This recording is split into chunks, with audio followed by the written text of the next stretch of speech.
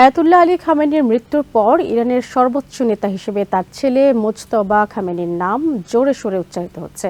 বুধবার এক প্রতিবেদনে নিউ ইয়র্ক টাইমস জানায়, ইরানের অ্যাসেম্বলি অব এক্সপার্টস দেশটির সর্বোচ্চ নেতা নির্বাচনে ভার্চুয়াল বৈঠক করেছে। ইতিহাসবিদ আব্বাস মিলানি মনে করেন, মুজতবা ইরানের পরবর্তী সর্বোচ্চ নেতা নির্বাচিত হলে আইআরজিসি আরও শক্তিশালী হয়ে উঠবে। ইরানের সংবিধান অনুযায়ী সর্বোচ্চ নেতা নির্বাচনের ক্ষমতা রয়েছে ৮৮ জন প্রবীণ আলেম নিয়ে গঠিত অ্যাসেম্বলি অব এক্সপার্টসের হাতে। মঙ্গলবার এই পরিষদে দুটি ভার্চুয়াল বৈঠক বসে। ইরানের একাধিক কর্মকর্তার দেওয়া তথ্যের বরাতে নিউ ইয়র্ক টাইমস জানায়, প্রয়াত সর্বোচ্চ নেতা আয়াতুল্লাহ আলী খামেনির ছেলে মুজতবা খামেনি এই দৌড়ে সবার চেয়ে এগিয়ে আছেন।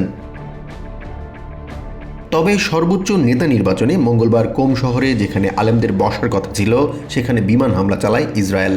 যদিও ভবনটি সেই সময় খালি ছিল, কিন্তু এই হামলা বার্তা দিয়েছে যে তেহরানের শীর্ষ নেতৃত্ব এখন ইসরায়েলি রাডারে। ইরানের নিরাপত্তা বিশ্লেষকদের আশঙ্কা, মুজতবাকে এখনই সামনে আনলে তিনি আমেরিকা ও ইসরায়েলের পরবর্তী লক্ষ্যবস্তু হতে পারেন।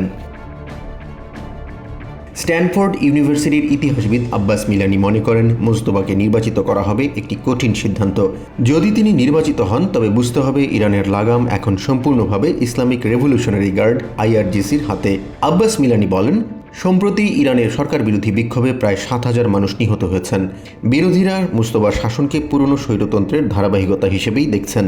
অন্যদিকে খামেনির ঘনিষ্ঠ আব্দুল রেজা দাভারি মুজতবাকে সৌদি আরবের মোহাম্মদ বিন সালমানের সাথে তুলনা করেছেন। নিউ ইয়র্ক টাইমসকে তিনি বলেন, মুজতবা ক্ষমতায় এলে ইরান এক আমূল পরিবর্তনের মধ্য দিয়ে যাবে। এদিকে অধিকাংশ ডেমোক্রেটিক আইন প্রণেতা প্রেসিডেন্ট ট্রাম্পের যুদ্ধ পরিকল্পনা নিয়ে প্রশ্ন তুললেও ব্যতিক্রমী অবস্থান নিয়েছেন ডেমোক্রেটিক সেনেটর জন ফেটারম্যান। এমএস নাওকে তিনি বলেন, ইরান যাতে পারমাণবিক বোমা অর্জন না করতে পারে, তার জন্য প্রেসিডেন্ট ট্রাম্পের পদক্ষেপ জরুরি ছিল। তিনি মনে করেন, যে শাসক নিজ দেশের হাজার হাজার তরুণ নাগরিককে হত্যা করেছে, তার পতন বিশ্বের জন্য একটি ইতিবাচক দিক।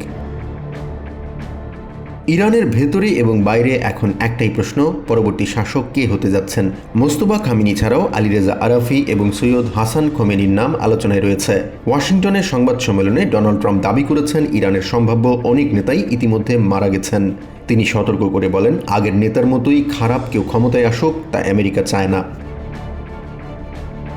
জাহান Mithun, TVN 24 news desk. New York থেকে সম্প্রচারিত টিভিএন 24 টেলিভিশন বিশ্বজুড়ে বাঙালির কণ্ঠস্বর।